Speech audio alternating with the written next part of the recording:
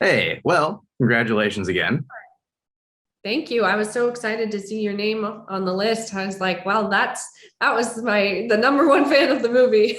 Well, you're gonna be disappointed because we're not gonna do anything. We're just gonna stare at each other for 10 minutes. Right. No, All right. actually, wait, why would you be disappointed? You'd be like, this is the easiest interview ever. No, but it is interesting to talk about it again, just because I would imagine in the time since it's screened and like you sign on other things, like there's this period where you're not thinking about it because you did think about it Yeah. for so long. So, It's really weird. You're totally right. This is my first time talking about it in so long. It's your brain goes to other places and it's nice to be back. It's always, nice when you can celebrate the thing. oh yeah. And is it interesting just on your end? I don't know how much you pay attention to like what people think about it, or if it's just when a good thing comes along, I'm happy. And if someone says something not, I ignore them or have them killed. Um, you know, Definitely not yeah, that. well, not yet. But obviously like a film festival crowd and like a general release crowd and like the people who are reviewing it all kind of are looking at it with a different lens. So is it Totally. is it interesting when you're like, oh, okay, this is what people think of the movie. Oh wait, no, this is what people think of the movie, and it kind of shows that like, oh, I wrote something that like speaks differently to different people, whether they love it or puzzled by it, which is also like kind of a cool thing Totally. sometimes. I mean, I don't think there's any movie out there where that doesn't happen, right? Like we all have our own, life story that impacts how we view anything or how we view any person, even just beyond art, right? Like we Yeah. all have different perspectives, and I don't think you can make everyone happy. I'm in this business to have a good experience and have a good life because I really enjoy getting to make art and collaborate with my friends. So, to me, at the end of the day, if I'm getting to do something meaningful with the people I love, that's what matters. True. It is true. It's like I got in it to make me happy. So like one, Yeah. am I Well, happy? obviously, I want the audience to like it, of Yeah. course, but Oh yeah. No. but at Building the on. end of the day, it's what this is so cliche, but like time is our only currency, and so I want to spend my time doing things that excite me and challenge me, and I can only take with me my own experiences. Oh yeah, because especially the way you do it, where you're like, I'm gonna do 17 things on this project, and occasionally I'm Totally. gonna do one, but mostly I'm gonna do everything. If you're one not enjoying it, two making something nobody wants to see, and like there's that's just it's not a way to be happy, first of all, but it's also just not a way to want people to work with you. And that's I think one of the other currencies you have is people are excited to be in one of your projects. Oh, well, that's sweet. I mean, I love comedies. I think that's a big part of it. Like, you're able to have such a better time on set and working on the project when the subject matter is a bit lighter. So that was a real joy with this one because it is sillier than some of my other work. And so that it just opens you up to have such a good time when you're not, talking about life and death stuff. Yeah. But I mean that is I think also your skill is like you can have a serious movie where people say absolutely insane funny things and also this funny movie which has like a real profound feel to it and gets serious at times. Like they don't have to strictly be one or the other. And I think, I bet you there are people who wouldn't be able to tell you which is the funny one and which is the serious one if we just line them up together. Well, I think that's what people are most mixed on. People don't seem to like these kind of big tonal shifts. But I think in life, sometimes things are really funny and things are going well, and then something really dramatic happens. And so I'd rather take those risks and try those things than play it safe and keep the tone all as a comedy or all as a drama. Like life is such a mixture of both. Well, you And you also gotta get just, I think you just gotta go for it sometimes. yeah. And also you're making them, and I'm sure you get plenty of scripts that are scratching those itches if you wanted to make just a funny movie about a similar subject matter or just a serious movie. Like that's what people are sending you. You're the one who has to come up with. What if it was both and there were like weird sex toys for this couple to play with? Like, Yeah, totally.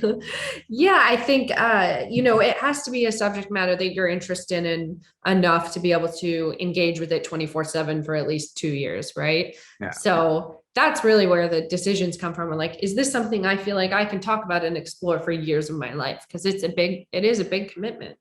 yeah. And I mean, so far it's clearly been a yes because you can just tell. Like, I think like obviously I've liked them all, but like even if someone didn't, I think it's hard not to be like, oh, this person so cares about what they're making, even though it's mainly trying to make you laugh, or you know, in this case, like also vaguely titillate you just a little bit, so you kind of like fall into Yeah, that.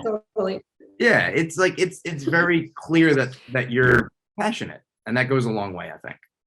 Oh, well, thank you. Yeah, I sometimes would like to care a little bit less, but that's not in my nature. So Yeah, you and me both. Life would yeah, be easy.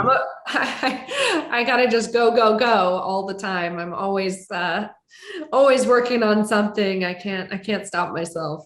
Well, that's also I think a good thing because I think we talked about it last time, but also with everyone, you want people to have that like I can't believe I get to do this feeling because it is like it's almost like cheating. Like I get paid to do this. Like people give me time and money and power to like go make pretend the thing I like paid to do all the way up until I became like someone people paid. It's Yeah, however, I was not paid on this, so oh no. As I said, I was like, oh wait, no, you're I was like, but you're completely right. yeah, When you're getting paid to do what you love, it's the best feeling in the world. This one was such a passion project, though, that like I didn't want to take, any real fee because I wanted it to go into the movie. It's really hard shooting a low budget movie in Los Angeles. I mean, everything is so expensive. So there was not really room for vanity on my part. no, you ate on set. That was probably bad. Exactly. Yeah. No, I I, ended up spending money. I lost money well, listen, buying props and stuff. there you go. Well, some of the props would have, you can sell them on the black market of like Sure. movie used. Oh wait, never mind. I'm taking down. Yeah, I did not buy any of the inappropriate props. No, Those were not my purchases. no. Or when someone wants money out of you and they audit the movie, they're like, it's on her credit card. Like, wait a minute. Yeah, wait a minute.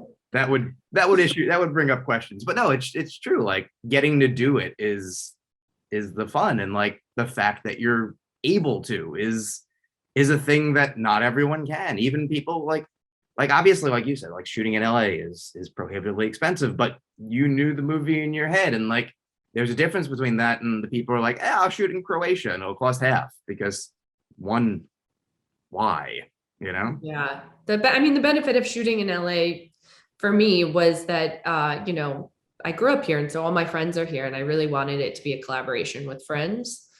And I wanted it to be a good experience for all of us. And I wanted us to go to the spots that we've spent our lives going to and actually capture it on film. And I'm so glad because since the pandemic, some of those locations have closed. Crawford's, which was this incredible bar in the valley. It's pretty iconic. I'm pretty sure, it's where porn stars would go to do karaoke. And so it's like got this like very long, funny reputation, and I don't think it's there anymore. So I'm just really glad like places like that are in the movie. Oh yeah, no, I had that with a couple of New York places. Like, oh, I haven't had lobster ravioli. Oh nope, it's gone. Like It's gone. I know, it's so sad. yeah, it's not great. And you're like, oh, if only I would have gone. Oh wait, no, I wasn't I going. went back to New York in September and all my favorite restaurants around my apartment were all gone. Yeah, no, It was crazy. It was so sad. yeah, it's not great. And like I said, I feel like I could have done more, but then I realized I'm not going. Well, I wasn't going anywhere for a year and change. Like we all kind of had that same feeling. So it is a shame. Like I started walking around more there just because like screenings are happening and it's Oscar season. Like I have to do all these things and you walk around and you go like, oh well, that's a Chick-fil-A now. And like I guess that's cool, but also I remember that being something like more of like there was one of, not one of a billion. Great. All Yeah, right. This is happening. definitely. I mean, I guess that it's probably our fault it's happening. I mean, I buy so much stuff online and here we are. And then we're sad when the stores we love close, but it's our own fault. No, 100%. Like, but again, like I was like, when was that? I was in a mall in North Carolina because I was at a film festival, and honestly, the writer of Red Rocket and he was like, I want to go to this store in the mall. I was like, let's go to the store in the mall. Why not? And I was like, I don't think I've been in a mall in like a decade. Like, Yeah, no totally. wonder. It's an ancient thing now. I'm dying to see Red Rocket. How was it? Oh, it's so good. It's no offense, my favorite movie of the year, but still That's love, fine. still love your movie. Ironically, Can't wait. I can't wait to see it. it would make a very good double feature, actually.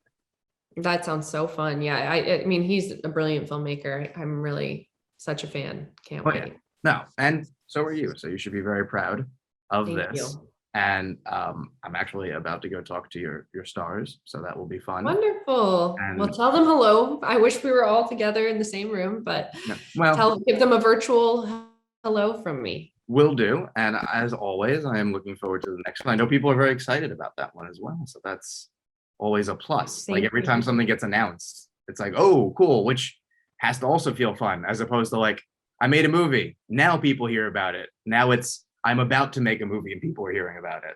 It's really fun. It's exciting to celebrate in that sense because a lot of times you're on a project for 2 years before it's announced. So then it gets announced and you get this like rush of excitement all over again.